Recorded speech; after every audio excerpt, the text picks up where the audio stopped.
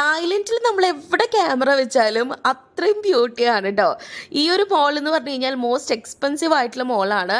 അവിടെ നമ്മളിതാ ഓരോരോ കാര്യങ്ങൾ ഇങ്ങനെ എക്സ്പ്ലോർ ചെയ്തുകൊണ്ടിരിക്കുകയാണ് കേട്ടോ. ഞാനും തങ്കപ്പനടുത്ത് പറയായിരുന്നേ റൈറ്റിലോട്ട് ലെഫ്റ്റിലോട്ടൊന്നും ഞാൻ അധികം നോക്കണില്ല.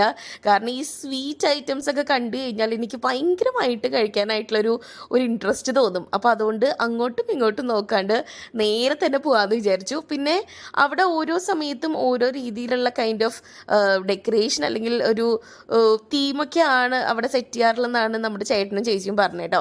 ദാ ഈ കാണുന്ന കട കണ്ടോ ഗൈസ്, നമ്മളൊരു സൂപ്പർ മാർക്കറ്റിൽ അല്ലെങ്കിൽ മോളിലൊരു ഷോപ്പിൽ കയറുന്ന പോലെ നമുക്ക് പോയിട്ട് ഡ്രിങ്ക്സ് ഒക്കെ മേടിക്കാൻ പറ്റിയിട്ടുള്ള ഒരു ഷോപ്പാണ്.